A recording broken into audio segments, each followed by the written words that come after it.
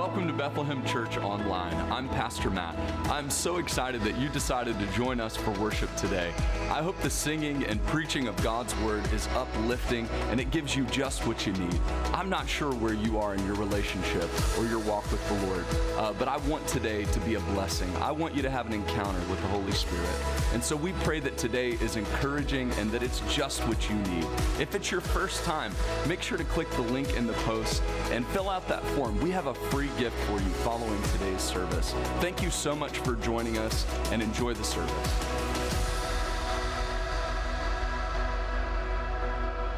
Exodus chapter 4, verse 18 is kind of where we're going to start. So he's really right. It's a really weird passage that we'll get into, and you'll kind of see what I mean once we get in there. But a lot of weird subject matter. The chronology jumps around a lot.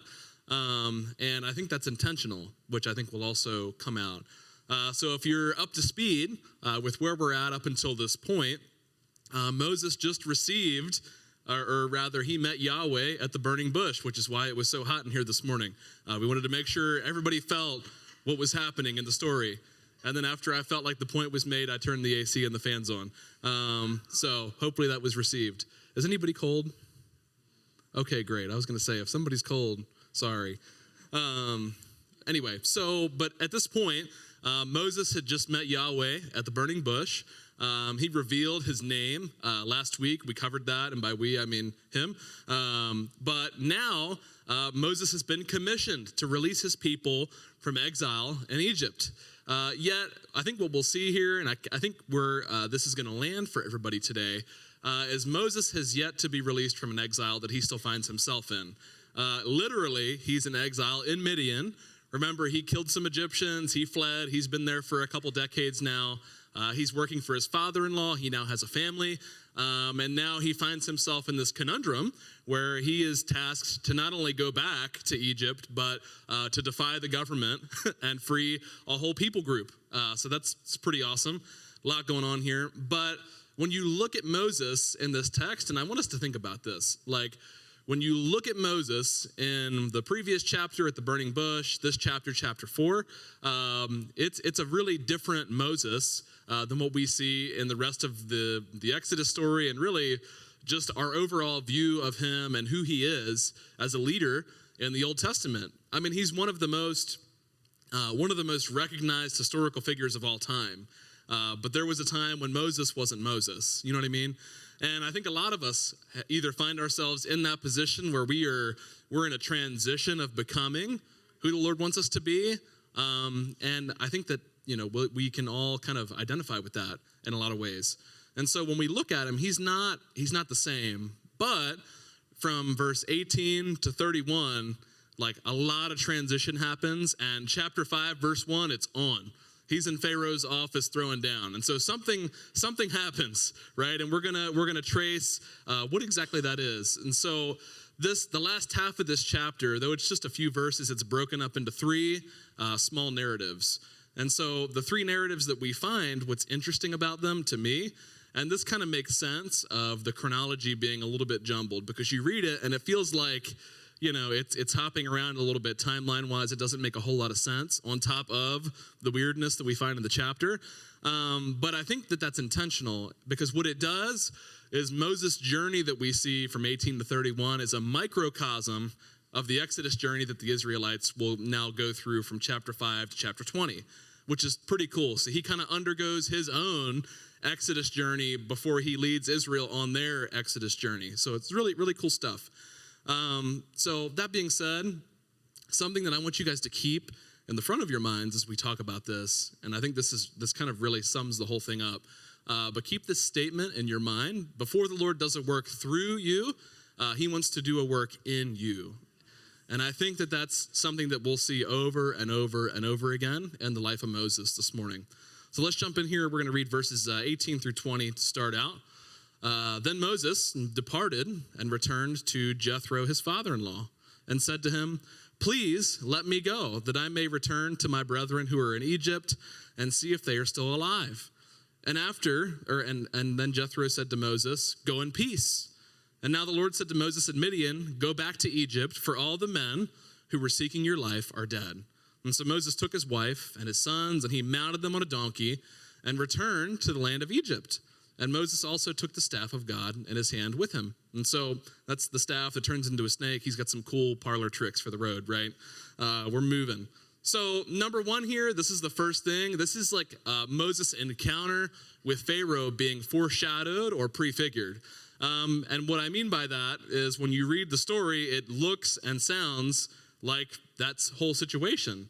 He goes to his father-in-law Jethro and he says, hey, listen, please let me go.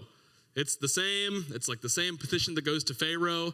And he even does the same thing where he kind of gives like a half truth to his father-in-law. Because think about when Moses goes to Pharaoh, he's like, hey, listen, I'm going to take my people. We're going to go into the wilderness, a few days journey. We're going to worship and we're going to come back. It's kind of one of the first things that we'll see that he says to Pharaoh, which was not true. That was not Moses' intention at all. And with his father-in-law, he's like, hey, listen, I want to go to Egypt and I want to make sure that all my brethren are still alive. I just want to check on them. Definitely not going to lead a movement or anything. Just going to check on the people real quick, right? It's like the same Moses, right? He's being a little untruthful, but he's petitioning for a departure. And so that's kind of our first prefigurement here. And the differences though is that Moses, probably expected some resistance. If you think about the situation, think about the fact that Moses has now lived here for probably close to 40 years, and he has children who know no place but Midian. He has a wife that is the daughter of his father-in-law who he works for. His father-in-law would probably be out. I'm assuming Moses held some sort of leadership on the farm that he worked on, right? If you think about the whole situation, it's probably a pretty difficult situation to leave. And so Moses was probably expecting a little bit of friction. And then Jethro's like, yeah, get out of here. Because nobody wants to live with their son-in-law, right? See, I got less laughs in the 9 a.m., but I'm glad y'all like that. That's good. So it's kind of like an inverted foreshadowing where you would expect there to be some resistance, and there is not. And then, as we move through and you see in verse 19, the Lord comes to Moses and he's like, hey, listen, go to Egypt. Like, this is a conversation that has already happened. And so we can ask ourselves the question, well, why is this resurfacing again? Why does the Lord have to come to Moses again to ask Moses to go to Egypt? And not just that, but he tells him, hey, just so you know, the people who were seeking your life are now dead. So you have nothing to worry about. So get on down the road. And when we look at this, the two main differences with this situation and Pharaoh's situation, number one is there was no haste on Jethro's part. He was eager to get him out of there. And number two, the person who was standing in Moses' way this time was not Jethro or Pharaoh. It was just Moses. And you say, I don't see that in there. Where do you get that? Let's look at the text carefully and see what's going on. Once again, the Lord goes to Moses again, and he says, dude, get the heck out of here. I know you think you've got your affairs to get in order and you've got stuff that you want to do, but I need you in Egypt yesterday. And he's like, to add more to that, you're not in danger. Just get the heck down the road, bro. I can say heck up here, right? I feel like I say something just about every time that's a little on the fence there, but that's what I love about our church. We're a little, I live on the line. That's where I live. If you know me, you know that's true. And some of you were like, heck is not on the line. But the Lord's coming to him and he's like, bro, get the heck out of Dodge. Get to Egypt, get it done. And what's happening is let's think about the burning bush for a second. What happened there? The Lord comes to Moses and he's like, hey, listen, I'm Yahweh, the God of Abraham, Isaac, and Jacob. And I want you to be the deliverer for my people that are suffering in Egypt, your people. And Moses' responses are, not really what you would expect for somebody who's being cast as the hero in the story. He's like, oh man, that sounds awesome, Lord. But I got this speech problem, where I can't really communicate clearly. And the Lord's like, oh, not a problem. Your brother Aaron speaks really well. I'll send him with you, and that'll be good. We're taking care of it. And he's like, I don't know, Lord. I don't think I'm worthy. I don't think I'm like the guy for that. You know what I mean? Like I did kill 2 guys. Not really sure how I feel, or just 1 guy probably. I was gonna make an OJ joke, but now is not the time. Anyway, but he's like, Lord, I don't feel like I'm worthy. This is, and he's like, the Lord's like, it's okay. I'm going to be with you. You can do this. And then Moses is like, look, I'm going to be real with you. Like, just find somebody else. Like, honestly. And that's literally how the conversation goes without some of the pleasantries, right? And then in this, as we pick up again, right after that, when Moses finally leaves the burning bush to go back to Midian to say his farewells, now he's delaying. Now the Lord has to come to him again and say, hey, remember, you were supposed to go to Egypt? Like, your people are suffering. Remember that? Remember that whole conversation we had? And you're just kind of hanging out. Like, let's not do that. There's no reason for you to be here. Let's move along down the road. And, Moses is a prime example in this situation where 9.99 times out of 10, at least for me, we are the source of our own problems. Can anybody identify with that? Like in this story, thank you, I see you in the sound booth. But in this story, like there is nobody standing away or in the way of Moses leaving Midian to go be what he needs to be for his people except himself. That's it. That's the only thing standing in his way. And that seems to be a consistent obstacle for him. And so as we square the circle a little bit, right? As we step back, let's look at this idea. Like Moses is undergoing his own Exodus journey, his own transformative journey from Midian to Egypt. And it's just like the same way when the Israelites leave Egypt, like they're just a bunch of poor people in a desert. And then when they enter the promised land, they are a formidable army because they have underwent a transformation at Mount Sinai. And so it's the same thing that happens to Moses that is happening in the story. And what I want us to look at is what made timid Moses the strong leader Moses? What's the difference here? And there's a lot of weird stuff in here that we'll cover, but that's not the meat of it. The meat of it is between verse 18 and chapter 5, verse 1. Moses is a different guy. Like, what happens? And so we're going to jump in there and we're going to find that. So as Moses is leaving Midian, I think what's become clear, to us at this point about Moses is there's more that he needs to leave behind in his life than just Midian. He's got more going on inside, more doubt, more fear in his heart that needs to be left in Midian than just the reality that needs to leave a physical place. There's so much more going on that. And can I say that the Lord does his best work when we choose to follow him into uncharted territory. Like Moses' story is no exception. And if you can reflect and look back on times in your life where you feel like the Lord's been at work, it's always been during a time of hardship. It's always been during a time of transition. It's always been in the unknown, in something that we are not comfortable with. And once again, Moses' story is no exception to that. He's undergoing a transformation and he's going through a journey that a lot of us have experienced just with small differences. And so as we read on, verse 21, Lord says to Moses, when you go back to Egypt, see that you perform before Pharaoh all the wonders which I have put in your power, but I will harden his heart so that he will not let the people go. Then you shall say to Pharaoh, thus says the Lord, Israel is my son, my firstborn. And so I said to you, let my son go, that he may serve me. But you have refused to let him go. Behold, I will kill your son, your firstborn. This is God's message to Pharaoh that Moses is going to carry. And there's a lot of weight to that. And when you read that by itself, you're kind of like, man, that's a harsh, that's pretty steep. Like, hey, if you don't do what I say, I'm going to kill your son. Like that's, objectively, that's pretty harsh.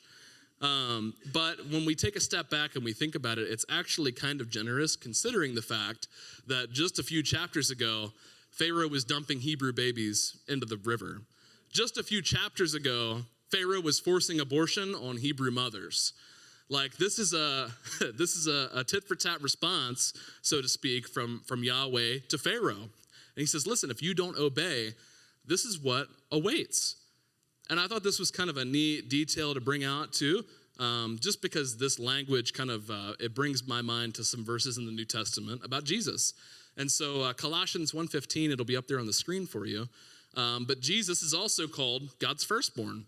He's the image of the invisible God, the firstborn over all creation. And a lot of people will read that and they'll draw the conclusion like, see, Jesus was created, right? He's not the infinite God in the flesh. He was a created being. He came from something, right? But what both of these passages are talking about is the fact that it's not an ontological claim. It's the fact that Jesus and Israel in this situation are given the status of being the firstborn. How many of y'all are firstborns? Not a whole lot of you. That explains a lot about our church. Okay. All right. So there are, even in our culture in the West, there are certain advantages of being the firstborn child, specifically the firstborn son. And in the eastern part of the world, which is most of the world, there are even more implications of status with being, the firstborn son of the family. And so all the Lord's saying is like, listen, like Israel has the status and has the can't think of the word I was thinking of, but they got the status, right, of being the firstborn son. And because you messed with that, we've got problems. And when Paul talks about Jesus, he says, listen, in the same way that Israel was God's firstborn son, meaning they had a special status, Jesus has that same status and then some over Israel because he's the firstborn of all creation, meaning he owns all of it. He has a right to everything. He's not just a people group. He is the infinite God of the universe who has a right to all that is. And that's the claim. And I think that sometimes that gets a little muddy. People cherry pick things and they like to nitpick, right? And I just felt like that was a good time to kind of pull that out based on the language. So both of them refer to a status, not an ontology, meaning it's not a physical thing. So moral of the story, Pharaoh's disobedience would lead to the loss of his firstborn. And then in got backed up here just a second. And so that kind of segues us into our next section here, which is verse 24 through 26. Just going to front load it. We're talking about circumcision. So whether you're circumcised, uncircumcised, doesn't really matter. That's not really what we're after here, but it is a really weird passage. And if you want to read more about this, the questionnaire in the program, I just put an excerpt from a commentary that I was reading that I felt like explained this whole thing really well, much better than I can. So that's in there if you'd like to read that. If you'd like to read about circumcision at like lunch or something, like it's great. It's in there if you want that. But so it's okay. You can laugh. It's fine. He was a couple weeks ago, he was like, hey, can you preach for me on this date? And I was like, oh yeah, sure. No problem. And then I started reading and I was like, you son of a gun, you dumped this on me.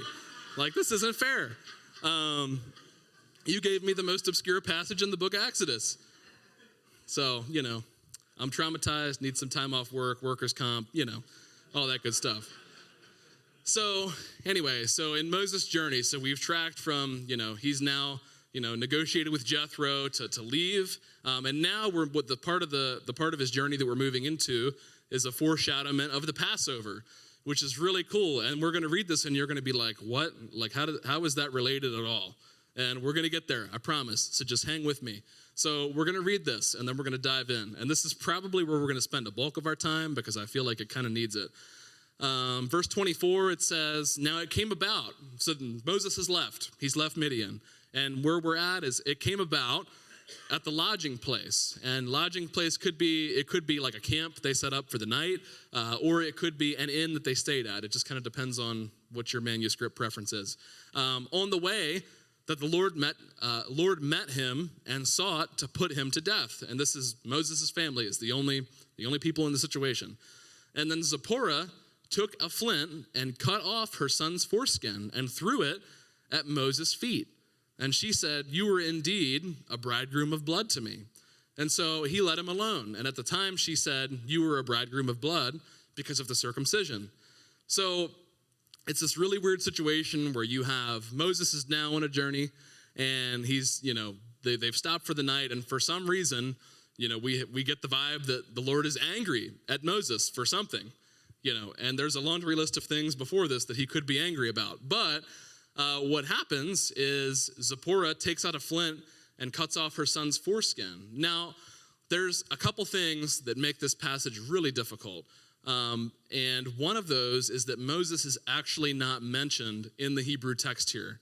So if you read the underlying text, it's just a pronoun. It just says his. So in other words, it would read, cut off her son's foreskin and threw it at his feet, even though our translations say Moses. Now, that's kind of it's an interpretive decision. All translations do that. I read the NASB, the CSB does it, the K whatever. All of the other ones do it too. It just happens. Because if you don't do that, you're kind of left with a whole lot of questions when you read this. Like, there has to be a subject to this for it to make sense. And so he's not mentioned, and so you're kind of left to figure out who some of these people are in the story on your own. And number two, nobody's really 100% sure what the Hebrew term means that we translate as bridegroom of blood. It could also just mean blood relative, which is a very different meaning than bridegroom. And so we've got some stuff to unpack and deal with here. And again, it's difficult. And everybody who's honest about Bible study, like, this is just one of those things where we probably won't know the whole truth this side of heaven, but we could try. And I think what I'm going to, kind of bring out here, it's a safe place to land, and it really doesn't change any implications one way or the other, but I think you'll find that it makes sense. So I think the most viable view in this passage is that Moses' firstborn son, Gershom, is the he in the passage. And so let's dive into what exactly that would mean. So let's break it down. Number one, the Lord's mad. So he's mad. Why is he mad, and why is the solution Moses' son getting circumcised? And then once Moses' son is circumcised, why is his foreskin thrown onto somebody, i.e. his feet? And another layer that makes this interesting is in Hebrew, feet is a euphemism for genitals. So that makes this a little bit weirder, So just hang with me for a second. I can see some of your faces like, this is in the Bible? Like, this isn't the verse on my coffee mug. But here we are. So, Ryan, I'm glad you like that one. And so you have all this stuff happening, and, you're like, what's going on? So what happened before this, though? Let me retract that. What was when God gave Abraham the covenant? He said, listen, I'm going to make you the father of many nations. All the nations of the earth will be blessed in you. And one of the first parts of that covenant, the sign of the covenant, was what? Circumcision. Very good, class. Okay, so every son of Abraham was to be circumcised on the 8th day. That was a non-negotiable. That was a requirement to be a part of God's covenant people. Doesn't mean everybody who's not circumcised doesn't go to heaven. That's not what that means. It means they're a part of the covenant family of Abraham, okay? Now that we're there. Now, Moses, based on his previous track record, had problems with making excuses, dragging his feet, not quite being all there. So naturally, when we get to this, it's easy to make the assumption that or draw the observation, why wasn't Moses' son circumcised? Like, that was an Israelite tradition for hundreds of years at this point. The Midianites, which were, like, Moses' wife was a Midianite, they were also descendants of Abraham. They knew about and practiced circumcision. And if you don't believe me, we just read that she just whips out a flint knife and just does it. And it was probably dark. Like, she knew what she was doing. But for some reason, Moses' son, his firstborn, was not. He was not circumcised. This had not happened in his life. And so most people draw the conclusion that the Lord was angry and had a desire to kill because of the fact that Moses had neglected to circumcise his firstborn son. And mind you, Moses was, nobody in current Israel knows who Moses is. And he's on his way back from Midian to Egypt to release these people from bondage under the guise that he's an Israelite and that Yahweh gave him a message for them. But yet his son is not marked with the sign of the Abrahamic covenant. That's a problem. That's a problem in this situation. And the Lord's like, he's probably had enough. He's like, come on, man. Like, this is like, this should have been done a long time ago. Even post burning bush until now, you had some time to do that while you were dragging your feet in Midian. So it's like a whole thing. And then to top that all off, Moses isn't even the one that does the circumcision in this story. He's actually, not only is Moses not the hero again in this part of the story, he's like the reason that this whole situation happens. And I think the root here, because when you take a step back and you read this and you're like, why does the Lord want to kill somebody? Like, that's really weird. Why would I want to subscribe to that? And here's the whole thing to me. And here's why I think it's Gershom. And again, if you want to go read the some excerpts, they're in the questionnaire you can download. But here's why I think it is. Immediately after the Lord says to Moses, the consequence for Pharaoh is the loss of his firstborn son if he does not obey. And then Moses finds himself once again in a position of disobedience. And what this shows us is that even Moses, despite the status that he has in Judaism and Israelite history, he is not exempt from having to be obedient. And his consequence for disobedience is the same as that of Pharaoh, if not greater, because he bears a greater responsibility as a leader of God's people. And so this whole thing revolves around the fact that Moses has displayed a constant pattern of disobedience, lack of faith, and a mountain of excuses have followed him around everywhere that he goes. And when you put all that together, you're like, this guy, like, what the heck's wrong with this guy? Like, why did God pick Moses to lead his people? Like, look at this mess. Like, this is really weird stuff that's all happening because Moses just can't get it together. That's where you're at when you read this and you're like, what's going on? And so despite just how strange the situation is, I think it's fair to assume that it was placed into the narrative to communicate that. And some of the other ideas that it communicates, and again, we're looping this into Passover now. So you've hung with me through the difficult part. Here's how it connects to Passover, and here's how it is a part of Moses' journey. The firstborn son is spared, right? Because if Gershom is the one in the story that is suffering the penalty because of the contrast to Pharaoh in the verse before.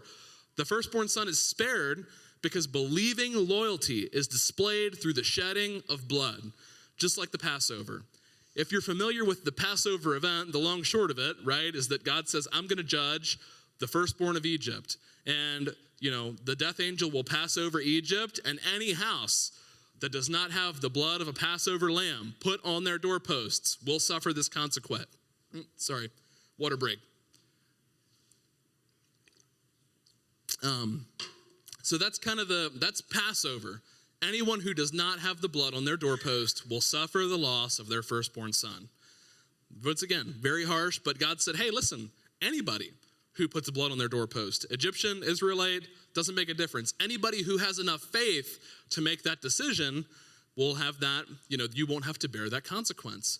And in this situation, right, it's the same thing where there is a, and some in the Greek manuscript of the Old Testament, it says the angel of the Lord, who is the same one who is in the Passover. The angel of the Lord meets Moses and seeks to kill him, right? That's how it's used in the Greek Old Testament, which isn't as old as the Hebrew text in a lot of ways, but it's very reliable. But it's just like the Passover where, there's a problem. Death of the firstborn is on the table, and because blood is shed and applied through faith, that crisis is averted. And so this is another inversion of the Exodus journey out of Egypt for the Israelites that is happening on a personal level in Moses' life. This is pretty cool. Y'all tracking with me? We okay? Okay, good stuff. Thought I might lose you right there. Because again, it's very obscure, very hard to follow at times, but I think it's really, really important. And once again, this is all Pastor Matt's fault that I'm up here talking about this. So y'all can blame him. I think it's also really important to note, if you followed along thus far in the Exodus story, there have been women who are a part of God's people or otherwise that have been instrumental in moving towards God delivering the Israelites. And Zipporah is no exception, right? She is the one that is responsible for the sparing of the firstborn of Moses' household. And, in this culture, and we talked about this, I think, the last time I gave a message from Exodus, but the ancient Near East does not look kindly upon women. They did not view them as valuable. They viewed them as property. But yet, the Bible has a funny way of always including these women in God's redemptive plan as a way to say, hey, listen, like, men and women were both made equal in God's image, and they will both be used for God's glory. And, culture doesn't define who is valuable and who is not. And this is old, right? Like, this is extremely old. This is not 2023, whatever. Like, this was, God was way ahead of the curve with his views on women. And so now we're moving on to, 12:05. We're doing great. So we're moving on from the Passover, moving on to Sinai. And with that also, like, let's stop, and before we move on to Sinai, I think this is an important point to make. If we lack obedience, we will also consistently hit roadblocks on our journey. You ever feel like you're just like hitting a wall? Like you can't move past something, whether it's in it could be relational, it could be anything. But a lot of times these roadblocks that we hit, like we hit them and we can't get past them because there's something that we're supposed to take away. There's something that we're supposed to change. And the Lord's trying to show you like, hey, listen, if you feel like you're hitting a wall, you are. Why are you hitting that wall? Is it because we're being disobedient? Is it because in our day and age and in our culture, we feel like we can do whatever we want, whatever way we want, and that should be acceptable, right? That's how we feel. But in the life of Moses, as he goes on this journey, the Lord's like, hey, listen, like I don't just expect Pharaoh to be obedient to my commands. I expect you, Moses, to be obedient to my commands. It's a tough pill to swallow. And as we move on here, we'll see that kind of towards the end. Journey to Sinai. So let's read verse number 27 here. It says, now the Lord said to Aaron, go to meet Moses in the wilderness. So as we look at this, if you remember, like before, verse 18, like Moses and Aaron should have already crossed paths in the wilderness. So we're kind of jumping around a little bit here. So he went and met him at the mountain of God, which is Sinai, and kissed him. And Moses told Aaron all the words of the Lord, which he had sent him, and all the signs that he had commanded him to do. And then Moses and Aaron went and assembled all the elders of the sons of Israel. And Aaron spoke all the words which the Lord had spoken to Moses. He then performed the signs in the sight of the people. And so immediately after this incident, right, and once again, we're thinking like big picture, like this is paralleling the Exodus journey. And so we've got negotiation with Pharaoh, kind of foreshadowed. We got some Passover stuff that's getting thrown in here. And there's probably a little bit more to this last part of the narrative, but kind of where I landed on it is it's very, like, the way it's crunched together. Moses gets to Sinai, and he's with Aaron at Sinai. And then immediately after, he's conveying the word of the Lord to the elders of Israel. Like it's, in that narrative, it's the same as what happens after they cross the Red Sea and get through the wilderness to Sinai. And so this is kind of the end of the road from that perspective. But, this whole thing, like this is just one of many examples of how the Exodus is both prefigured many, many, many times over in these different narratives before the event actually happens, and how the Bible uses the Exodus as a type of something to point to the new Exodus that Jesus brings us. And I think, man, Easter's going to be awesome. I can't wait. Not letting the cat out of the bag or anything. Spoiler alert in case you don't have a Bible, right? But anyway, so immediately following, we have this Sinai incident, and then he gets back to Egypt to communicate with the Israelites. And so, let's see here. From Sinai onward, Moses is noticeably different. He's a courageous and strong leader. Like chapter 5 on, like watch out. Like Moses is on the scene, like he's breaking necks and cashing checks. You know what I mean? Like don't mess with that guy. He'll kill you like he did the Egyptian. You know what I'm saying? Like Moses is, how I picture this stuff in my brain, it's just coming out. But anyway, he's a different guy. And what's abundantly clear is that the Lord uses our difficult journeys far more than he uses the easy ones. And a common, enigma in our culture, right, is people like, why is my life so hard if God's real? Or why does fill in the blank happen? And the long short of it is, I'm not God. I don't know. That's the short answer. But I think part of that, too, that we should think about is it's very observable, right, that the Lord uses hard things and trials in our lives to build us. And it's very observable in this story that Moses is not the same guy, like at the end of this in chapter 5 that we'll see next week as he was at the burning bush. He's a very different guy. And the only explanation for that is that on this journey, all of the things that he went through, the Lord did a work in him so that he could do a work through him. That's the recurring thing here is the Lord said, I'm going to, like on your journey, in the same way that the Israelites will be transformed from Exodus to Sinai, you, Moses, will be transformed, or Egypt to Sinai. That's what I meant to say. So in that same way, we find ourselves on our own little Exodus journeys, right? And what I want you to do is I want you to think about and empathize with Moses a little bit, is that you read the story and you're like, man, this guy, like he can't get it together. Like he's, what kind of parent is this guy? He can't even circumcise his son. It's really simple. And you say all that, and then you're like, you know what? I'm kind of like I actually align more with Moses at this stage than I do with Moses like after this stage, which means that we all are at some point in a journey for ourselves, and we all are in the same boat as Moses, where we're getting in our own way, we're making excuses, we're just totally beefing it on all fronts. Nobody got that one. That's cool. Kenny, that was a Rocket Power reference. I did that for you. Thank you. But, we all, if we're honest with ourselves, we all find ourselves in this position where we are acting and responding a lot like what Moses did, where we are usually the problem. And so what made the difference? What was the difference in Moses' life as he has now made this journey and he's come out the other side a stronger guy? What made the difference? And I have two things that I feel like I was able to kind of draw from the story here that I think are really simple, but really, if you take the time to think about them, if you take some time and pray on these things, like I think the Lord's going to wreck you like he wrecked me. So tools for the trip. Right? If we're all in the same boat, if we're all kind of like Moses a little bit, you're on this journey, you're kind of messing up, but you want to get where God wants you to get. How do you get there? Number one, identify what you need to leave behind.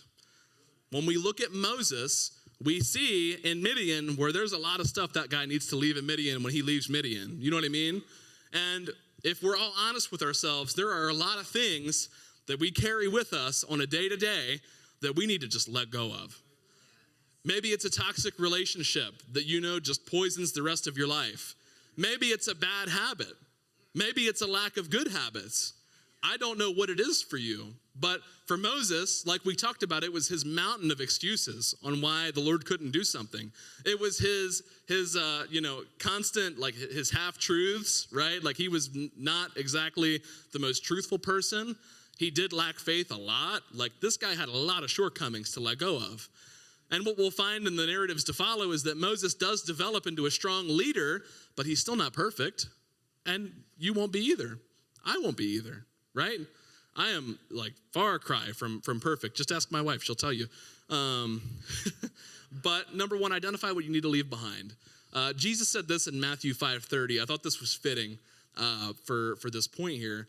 He says, if your right hand makes you stumble, cut it off and throw it from you. For it is better for you to lose one of the parts of your body than for your whole body to go into hell. Now, we read that and we're like, okay, Jesus, you want us to cut off our hands? No. I mean, maybe if that's like your problem is your hand, sure. But for 100 out of 100 of you, do not cut off your hand. Please don't do that. What Jesus is saying is he's like, listen, there are things that come into our lives that we choose to hold on to. And he was like, if you let that stay, it's going to poison you and it's going to kill you. And he was like, so even if it's something that you feel like is as important to you as your right hand, you need to cut that junk out and get rid of it, like plain and simple. And there are a lot of things in all of our lives that we hold on to that maybe we know deep down somewhere that are not healthy things that we're holding on to. You need to let go of it. Let this morning be the morning that the Lord does something in your heart that prompts you to say, you know what? This, like, I can't fathom what it would be like for me to let go of X, Y, Z, but I'm going to trust the Lord and I'm going to let go of it.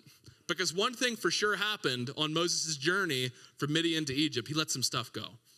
He left some bad habits in the dust. He definitely left some relationships in the dust with his father-in-law.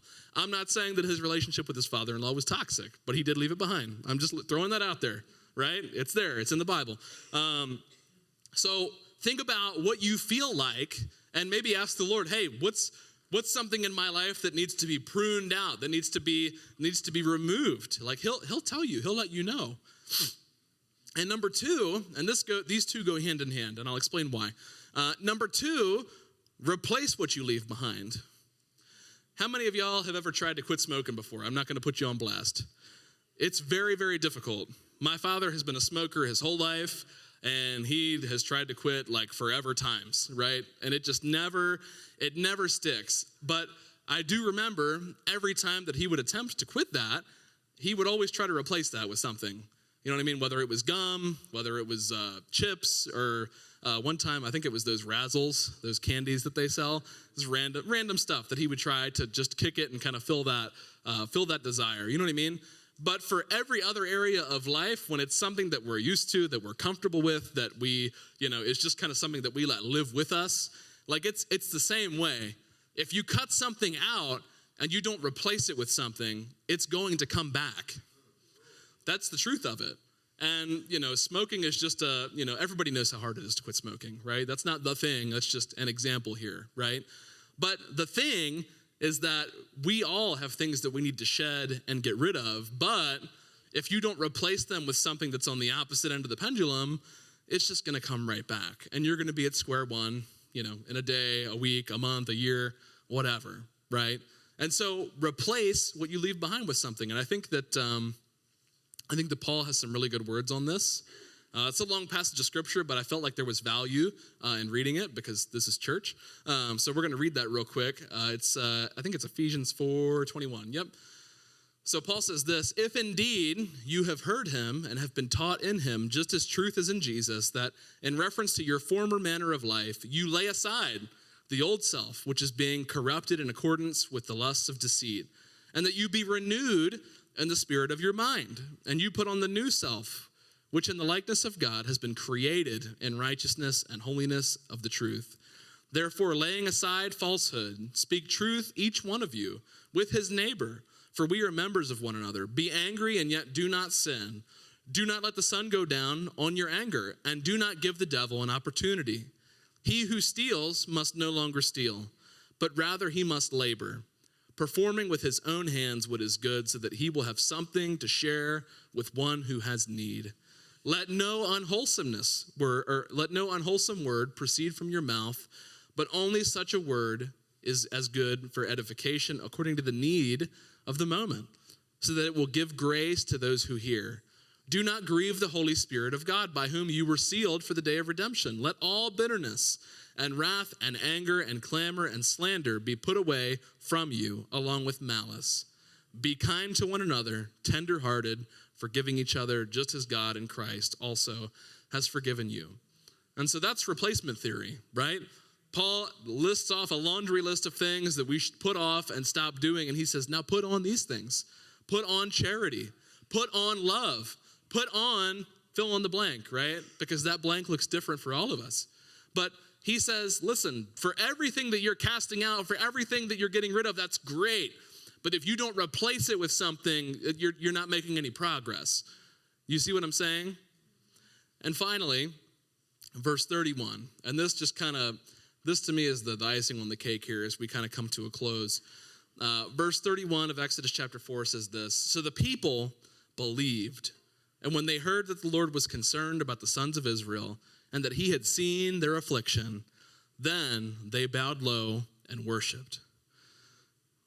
The response here is it's incredible. Think about the situation that these Israelites found themselves in. They were, generations of being slaves. They knew nothing different. Like all they knew was a life of bondage. And they knew that they were children of Abraham, and they knew that their God would deliver them at some point. And then comes Moses with a message. And that message from Moses was, you are in bondage, you are in exile, you are just as low as you can go, but guess what? I'm here to free you from it. I'm here to be the instrument that God uses to get you out of this mess that you found yourself in for generations. And their response was they were in awe. They were awestruck at the love that God had for them. The fact that he looked on them just, a tiny people group in the Middle East, and he looked on them with compassion and said, I'm going to do a work on their behalf, and I'm going to free them from their bondage. The Lord was ready to do a work in their midst. And at the end of this verse, it says, then they bowed low and worshiped. The Israelites, they were in a place where they were ready to receive what the Lord wanted to do. And as we sit here this morning, I think that all of us, myself included, like we all, man, as we look at ourselves in contrast with Moses, and it's really, really cool that the Exodus is prefigured here, but here's the big thing. The Lord wants to do a work in you so he can do a work through you. And this morning, look, maybe it's just one person in here, but the Lord is willing, the Lord is ready to make a move, and I want that move to be in you this morning. I want you to be willing and ready to receive what the Lord has for you because he's ready. He's been ready. All it takes is for you to say, yes, Lord, that's me. Thank you for watching and joining us for our church online. I pray this experience was just what you needed today. If you made a decision for the Lord to follow Christ, or if the Lord did something in your heart that was special today, we would love to hear about it. Post it in the comments, send us a message, and we'll reach out to you. Have a wonderful week, and God bless.